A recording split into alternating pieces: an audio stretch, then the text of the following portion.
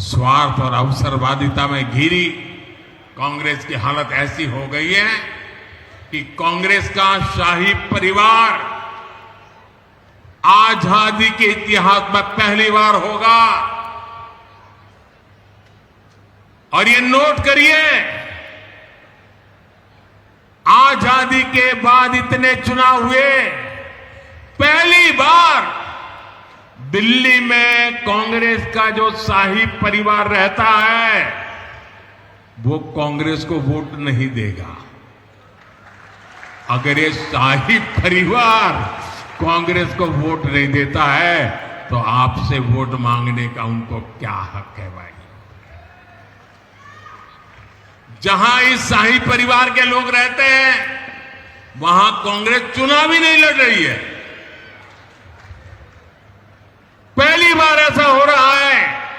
कांग्रेस की दुर्दशा कि उनका शाही परिवार खुद कांग्रेस को वोट नहीं कर पाएगा। इधर राजस्थान में क्या हो रहा है? हमारे यहां कांग्रेस के नेता घर घर जाकर के क्या कह रहे हैं?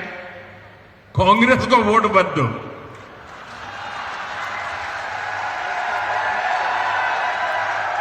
पूरी कांग्रेस पार्टी, हम पहले तो सुनते थे कि वो कहते थे भाजपा को वोट मत दो। यहां पर पूरी कांग्रेस पार्टी घर घर जाके कह रही है कांग्रेस को वोट मत दो। दिल्ली में शाही परिवार कांग्रेस को वोट नहीं देता, यहां कांग्रेस कहती है कांग्रेस को वोट मत दो। ये हाल है इस पार्टी का, इस पर आप भरोसा कर सकते हैं? भाइयों बहनों, इन दिनों जो लोग कांग्रेस छोड़कर के बाहर निकले हैं वे एक बात बड़ी गंभीरता से बताते हैं। वो सारे लोग कह रहे हैं कि कांग्रेस अब कांग्रेस नहीं रही है। अब कांग्रेस अर्बन नक्सलों के कब्जे में चली गई है। कांग्रेस अब वामपंथियों के चंगुल में फंसी हुई है। तो हमारे एक मित्र ने उनको पूछा कि आप ये कैसे कहते हैं? तो उन्होंने कहा उनका मैनिफेस्टो देख लीजिए, इस बार का कांग्रेस का मैनिफेस्टो देख लीजिए। कांग्रेस ने अपने मैनिफेस्टो में जो कहा है वो चिंताजनक है, गंभीर है, और ये माओवाद की सोच को धरती पर उतारने की उनकी कोशिश है। उन्होंने कहा है कि अगर कांग्रेस की सरकार बनेगी तो हरेक की प्रॉपर्टी का सर्वे किया जाएगा। हमारी बहनों के पास सोना कितना है उसकी जांच की जाएगी, उसका हिसाब लगाया जाएगा। हमारे आदिवासी परिवारों में चांदी होती है, सिल्वर कितना है उसका हिसाब लगाया जाएगा। सरकारी मुलाजिमों के पास कितना जगह है, क्या है, पैसे कहाँ है, नौकरी कहाँ है, उसकी जांच की जाएगी। इतना ही नहीं, आगे क्या कहा है? ये जो गोल्ड है बहनों का और जो संपत्ति है ये सबको समान रूप से वितरित कर दी जाएगी। क्या ये आपको मंजूर है? क्या आपकी संपत्ति सरकार को हटने का अधिकार है? क्या आपकी संपत्ति को, आपने मेहनत करके कमाई हुई संपत्ति को सरकार को ऐंठने का अधिकार है?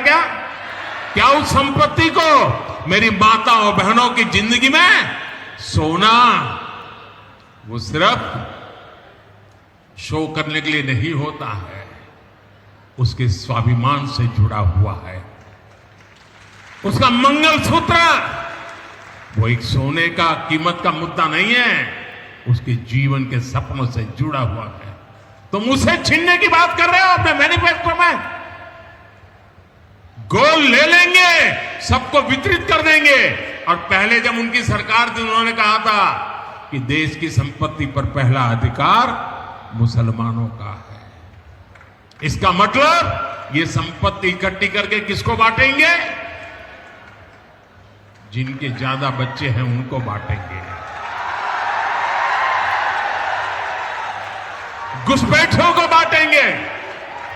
क्या आपकी मेहनत की घुसपैठियों को दिया जाएगा? आपको मंजूर है ये कांग्रेस का मैनिफेस्टो कह रहा है कि वो माताओं बहनों का सोने का हिसाब करेंगे, उसकी जड़ती करेंगे, जानकारी लेंगे और फिर उस संपत्ति को बांट देंगे और उनको बांटेंगे जिनको मनमोहन सिंह जी की सरकार ने कहा था कि संपत्ति पर पहला अधिकार मुसलमानों का है। भाइयों बहनों, ये अर्बन नक्सल की सोच, मेरी माताओं बहनों, ये आपका मंगलसूत्र भी बचने नहीं देंगे, यहां तक जाएंगे मैं कहने गया। साथियों, कांग्रेस में भ्रष्टाचार ही शिष्टाचार है, ये तो वागड़ के लोग अच्छी तरह जानते हैं। कांग्रेस के शासनकाल में युवाओं के सपनों के साथ खिलवाड़ किया गया।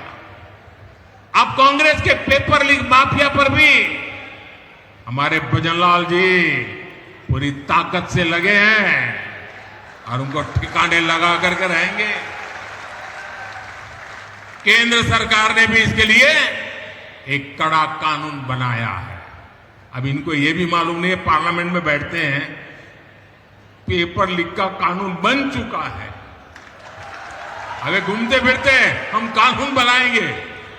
ये कानून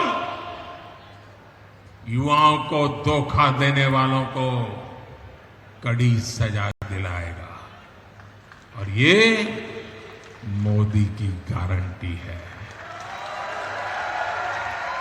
साथियों, कांग्रेस ने वागड़ इलाके को भी सड़क, रेल और दूसरी कनेक्टिविटी से हमेशा वंचित रखा।